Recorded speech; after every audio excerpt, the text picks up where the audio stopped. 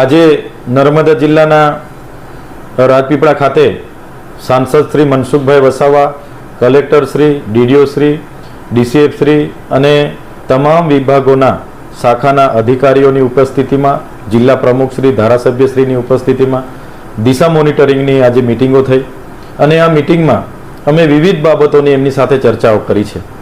જેમ કે આજે મનરેગાની રોજગારી 6 તાલુકામાં ચાલુ નથી તો ક્યારે ચાલુ થશે ને કેમ બંધ છે, તો એમણે અમને 10 થી 15 દિવસની બાહેધરી આપી છે કે મનરેગામાં રોજગારી અમે ચાલુ કરાવી દઈશું.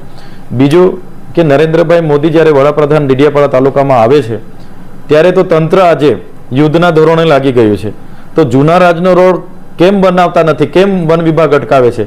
દેવમોગરાના રોડ માટે આટલા બધા ઝાડો કપાય છે, ત્યાં કાયદો નડતો નથી અને જૂના રાજ માટે નડે છે. એ બાબતની પણ મેં રજૂઆત કરી. સાથે સાથે જે એમણે જાહેરનામા પ્રસિદ્ધ કરીને યાલ પુલ પર માત્ર 25% વાહનોની જ અવરજવર, 25 ટન વાહનોની જ અવરજવરની પરવાનગી આપી છે, ત્યારે ઘણા લોકોને હાલાકીનો સામનો કરવો પડે છે. એ જ પ્રકારે ડેડિયાપાડાથી નેત્રંગના નેશનલ હાઈવે પર સૈદપુર અને ઘાણીકૂટની વચ્ચે કરજણ નદી પર એક બ્રિજ છે, એના લીધે ત્યાં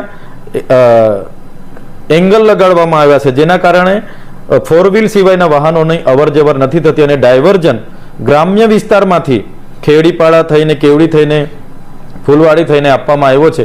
ત્યારે નેશનલ હાઈવેને આજે મેં રજૂઆત કરી છે, તાત્કાલિક ધોરણે જો બ્રિજ જર્જરિત હાલતમાં હોય તો બાયપાસ એની નીચે બનાવવામાં આવે અને લોકોને આવવા જવા માટેની વ્યવસ્થા કરવામાં આવે, એની એક વાત કરી છે.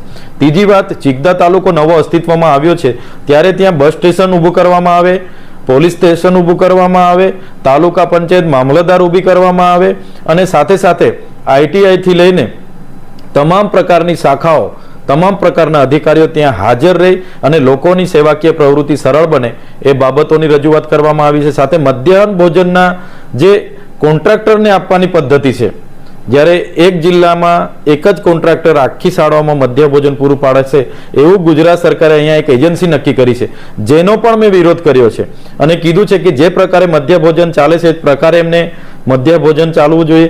જેવી અનેક પ્રકારની સુખાકારી યોજનાઓની મેં એમની સાથે ચર્ચા કરી છે અને જે રોડ અને રસ્તા પેચવર્કના બાકી છે એને પેચવર્ક કરવામાં આવે, સાઇડ કટિંગો કરવામાં આવે, જ્યાં નાળા જર્જરિત છે ત્યાં નવા નાળા બનાવવામાં આવે. સાથે સાથે પ્રધાનમંત્રી આવાસના જે બીજા અને ત્રીજા હપ્તાઓ પેન્ડિંગ છે એ પણ પૂર્ણ કરવામાં આવે.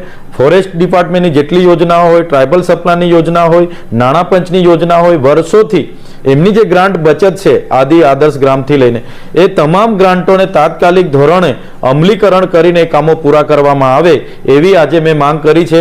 અને નર્મદા જિલ્લાના કલેક્ટર, ડીડીઓ, SP, DCF અને નિયામક જેવા તમામ કર્મચારી અધિકારીઓ દ્વારા અમે જે રજૂઆતો કરી છે એના સત્વરે નિરાકરણ આવીને મને રિપોર્ટિંગ કરવાનું એમણે મને આજે બાહેધરી આપી છે.